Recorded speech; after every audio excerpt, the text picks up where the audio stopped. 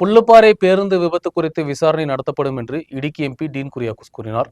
நீண்ட தூரம் பயணம் செய்ய தகுதியில்லாத பேருந்துதான் பயணிகள் பயணம் செய்ததாகவும் எம்பി കുറ്റം സാട്ടിയുള്ളാർ.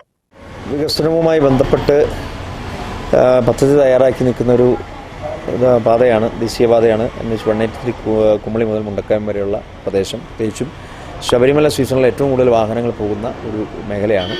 അപ്പോൾ അതിൻ്റെ പ്രീ ക്യാപിറ്റൽ വിജ്ഞാപനം പുറപ്പെടുവിച്ച് വളരെ പെട്ടെന്ന് തന്നെ അതിൻ്റെ നടപടിക്രമങ്ങൾ മുന്നോട്ട് പോയിക്കൊണ്ടിരിക്കുന്നു എന്നുള്ളതാണ്, മുന്നോട്ട് പോകേണ്ടതാണ്.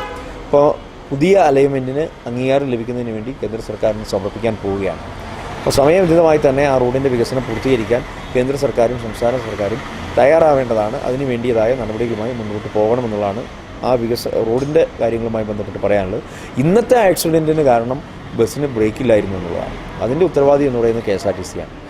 ഐഷർ വാഹനം ഒരിക്കലും ഇത്തരത്തിലുള്ള ദീർഘദൂര ഓട്ടത്തിന് പറ്റുന്നതല്ല എന്നുള്ളതാണ് വിദഗ്ധരായിട്ടുള്ള ആളുകൾ പറയുന്നത്. അപ്പോൾ അശോക് ലൈലാൻഡിൻ്റെ വാഹനം ഉപയോഗിക്കേണ്ടടുത്ത് ഐഷറിൻ്റെ വാഹനം ഉപയോഗിച്ച്, ബ്രേക്കില്ലാത്ത ഒരു വാഹനം ഉപയോഗിച്ച് ആക്സിഡൻറ്റ് ഉണ്ടാക്കിയ ആളുകൾ അതിനകത്ത് മറുപടി പറയേണ്ടതായിട്ട് വരും. അപ്പോൾ അതിനകത്ത് ഇന്നുണ്ടായ ആ ഒരു അത്യാഹിതം വലിയ ഭീകരമായ ഒരു ആക്സിഡൻ്റായി ഒരുപക്ഷെ ഇത് തന്നെ വലിയ ഭീകരതയാണ്. നമുക്ക് 4 ആളുകളുടെ ജീവൻ നഷ്ടപ്പെട്ടു, അതിന് പകരം വെക്കാനൊന്നുമില്ല. പക്ഷെ എന്നാൽ പോലും ചെങ്കുത്തായ പ്രദേശത്ത് വളരെ ഭീകരമായ ഒരു ആക്സിഡൻറ്റിനും സാധ്യതയുണ്ടായിരുന്നു. ദൈവാനുഗ്രഹം കൊണ്ട് രക്ഷപ്പെട്ടു എന്ന് മാത്രമേ ഉള്ളൂ. അതിനകത്ത് വന്ന വീഴ്ച സമഗ്രമായി അന്വേഷിച്ച് കുറ്റക്കാർക്കെതിരെ നടപടിയെടുക്കുക തന്നെ വേണം.